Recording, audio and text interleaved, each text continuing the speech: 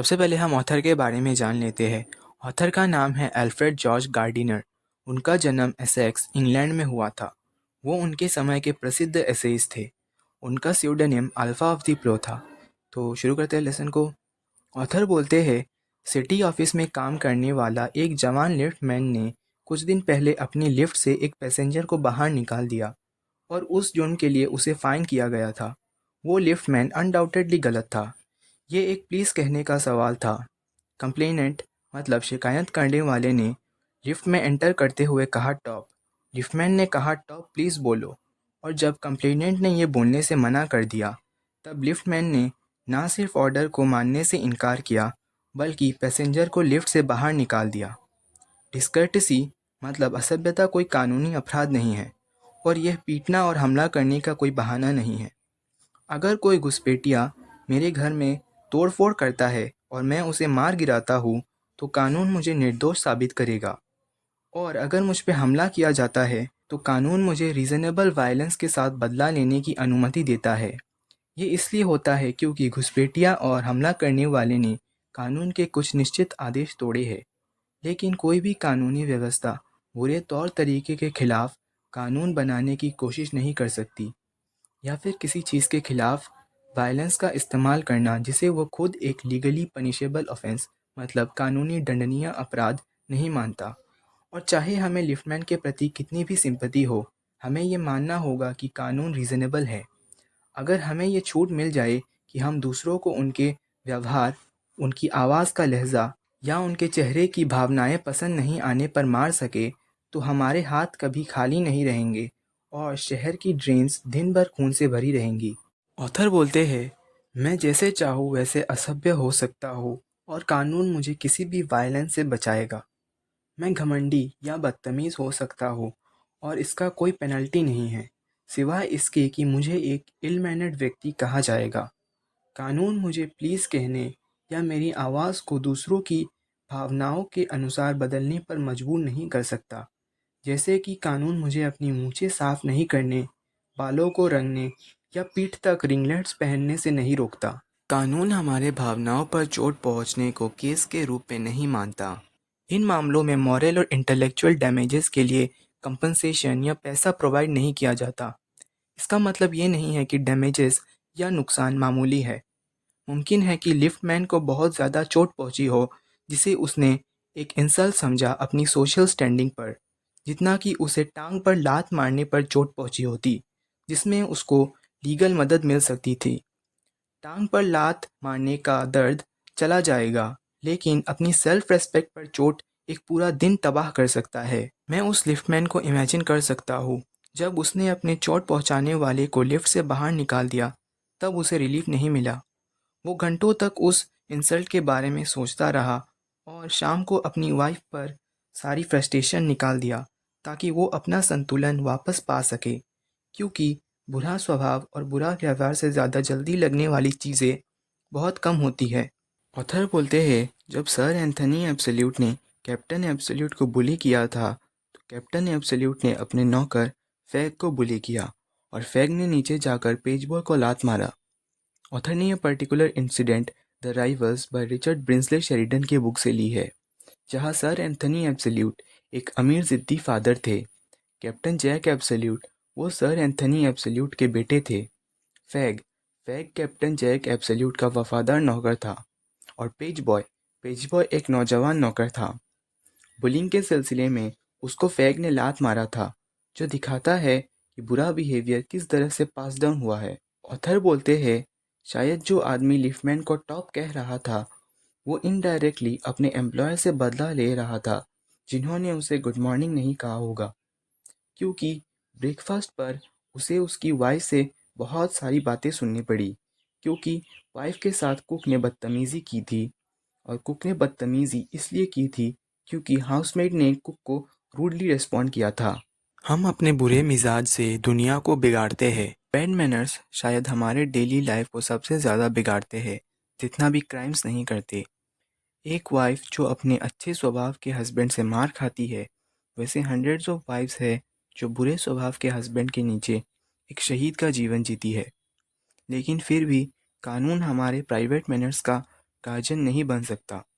कोई भी डेकालॉग मतलब 10 कमांडमेंट्स इतने सारे ऑफेंसेस मतलब अपराध को कवर नहीं कर सकता।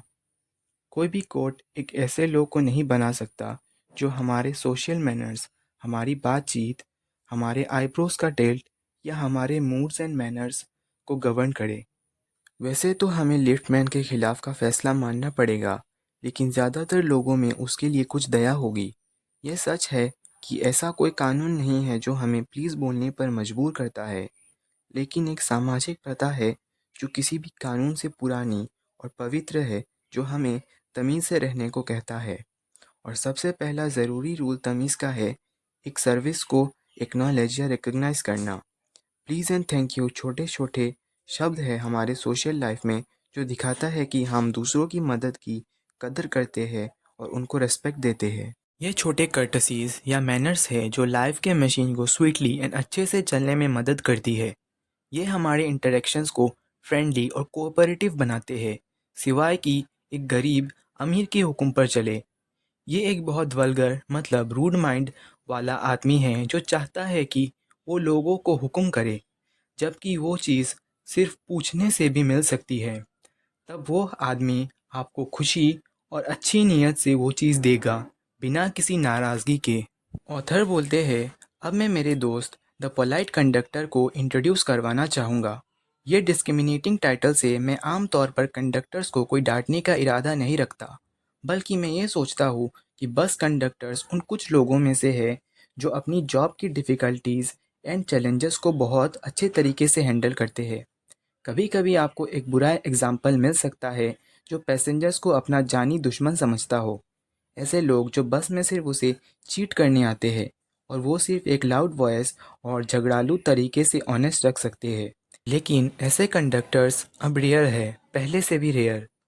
मुझे लगता है पब्लिक काफ़ी कुछ अंडरग्राउंड रेलवे कंपनी को ओ करती है जो बसेस भी चलाती है, क्योंकि वो अपने सर्वेंट्स मतलब एम्प्लॉयज़ जैसे कि बस कंडक्टर्स और बाकी स्टाफ मेंबर्स में सिविलिटी और बिहेवियर का एक सर्टेन स्टैंडर्ड मेंटेन करना होता है और उस स्टैंडर्ड का ध्यान रखा जाता है। ऐसा करने से वो सिर्फ ट्रैवलिंग पब्लिक के लिए अच्छा ही नहीं बनाते, बल्कि एक इम्पॉर्टेंट सोशल सर्विस भी परफॉर्म करते हैं। ऑथर बोलते हैं, मुझे बस कंडक्टर से कोई दुश्मनी नहीं है जब मैं एक पर्टिकुलर कंडक्टर की तारीफ़ कर रहा हूँ। मैंने पहली बार उसके बारे में तब जाना जब एक दिन मैं बस पे चढ़ा और मुझे याद आया कि मैं बिना पैसे के घर से निकला हूँ। सबके साथ ऐसा होता है और सबको पता है कि कैसी मिक्स्ड फीलिंग्स होती है। आपको गुस्सा आता है क्योंकि आप एक बेवकूफ़ या एक चोर लगते हो। आपको बिल्कुल भी सरप्राइज़ नहीं होता अगर कंडक्टर आपको ठंडी नज़र से देखे, मतलब एक डिसअप्रूविंग या अनफ्रेंडली लुक से देखे, जैसे कह रहा हो, हाँ हाँ, ये पुराना ट्रिक मालूम है मुझे, अब नीचे उतरो।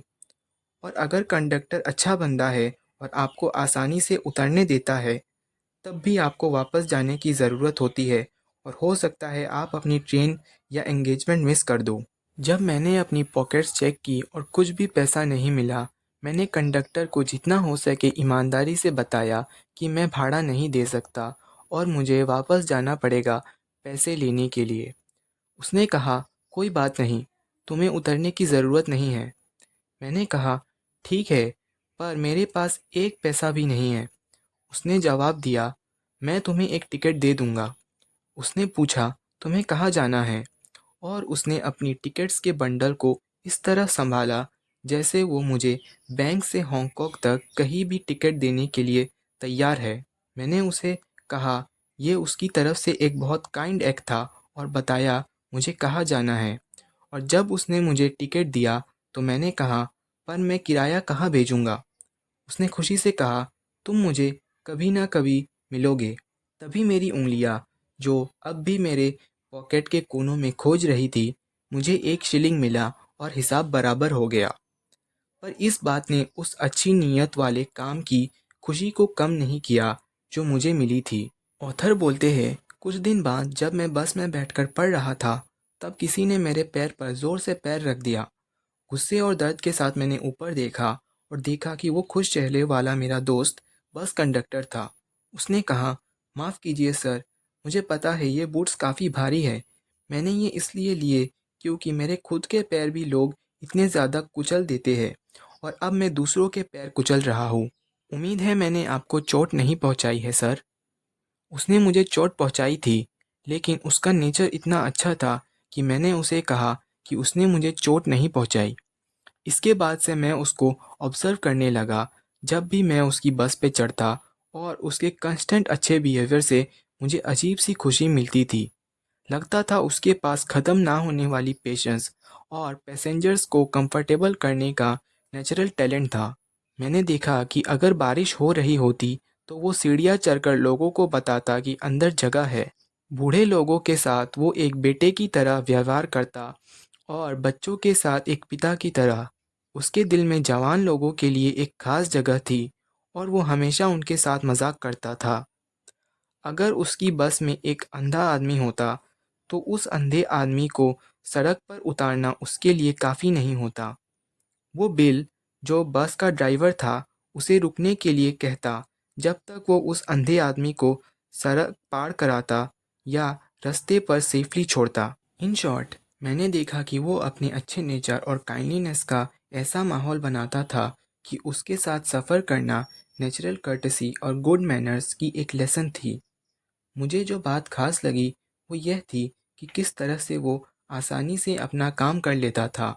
ऑथर बोलते हैं, अगर बैड मैनर्स इन्फेक्शियस होते हैं, वैसे ही गुड मैनर्स भी होते हैं। मतलब बुरा बिहेवियर एक आदमी से दूसरे आदमी में पास हो सकता है। अगर हम बुरा बिहेवियर का सामना करते हैं तो हम भी बुरे बिहेवियर वाले बन जाते हैं।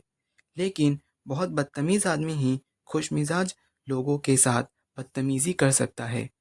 मैनर्स और मौसम एक जैसे ही है। जॉन कीट्स ने कहा था, कुछ भी मेरी आत्मा को साफ नहीं करता जैसे एक अच्छा दिन, और एक खुश मिजाज इंसान हम सब में कुछ ऐसा असर डालता है जैसे एक अच्छा दिन। और पोलाइट कंडक्टर के बस में हमेशा अच्छा मौसम होता था और उसका अच्छा व्यवहार, उसका बोलने का फ्रेंडली तरीका और अच्छी आदतें उसके पैसेंजर्स को भी अफेक्ट करता था। उनकी आत्माओं को जगाते हुए उसने अपना काम भी आसान बना लिया। उसका खुशी मिजाज बेकार का नहीं था, बल्कि एक साउंड इन्वेस्टमेंट था। मतलब बहुत इम्पोर्टेंट पर्पस सर्व करता था। मैंने मेरी बस राउट पे उस कंडक्टर को अब कुछ दिनों से नहीं देखा, पर मुझे उम्मीद है कि इसका मतलब सिर्फ ये है कि उसने अपनी खुशी को किसी दूसरे राउट पे ले गया है। इस बोरिंग सी दुनिया में खुशी ज़्यादा नहीं फैला सकते। और मैं ये आर्टिकल लिखने के लिए कोई माफ़ी नहीं मांगता एक अनजान बस कंडक्टर की तारीफ में। अगर विलियम वर्ड्सवर्थ सुनसान बंजर ज़मीन पे एक गरीब लीज गैदरर से विजडम सीख सकते हैं, तो मुझे कोई रीज़न नहीं दिखता हम जैसे लोगों को व्यवहार सीखना क्यों नहीं चाहिए एक ऐसे व्यक्ति से जो दिखाता है कि कैसे एक छोटी सी नौकरी भी अच्छे मिजाज और दयालु भावना के साथ सम्मानित हो सकती है। जनरली सब मानते हैं कि वार ने हमारी रोज़मर्रा की ज़िंदगी की बिहेवियर्स, जैसे पोलाइटनेस एंड काइंडनेस, जो सामान्य वातावरण को मीठा बनाते हैं, उस पे एक बुरा इफ़ेक्ट डाला है। हमें इन बिहेवियर्स को वापस लाना होगा अगर हमें एक दूसरे के लिए जीवन को आसान और दयालु बनाना है। हम इन्हें कानून को बोलकर वापस नहीं ला सकते। पुलिस वाला एक ज़रूरी सिंबल है और कानून एक ज़रूरी संस्था है एक समाज के लिए जो फरिश्तों से अभी तक नीचे है। लेकिन कानून सिर्फ हमें फिज़िकल हमले से सुरक्षित कर सकता है और ना ही लिफ्टमैन का तरीका जो इंसल्ट का सामना फिज़िकल वायलेंस से करने से हम उन डेली बिहेवियर्स को वापस ला पाएंगे। मैं उस लिफ्टमैन को एक सजेशन देना चाहता हूँ कि वो एक बहुत सटल एंड इफ़ेक्टिव बदला ले पाता उस आदमी से जिसने प्लीज़ नहीं कहा था।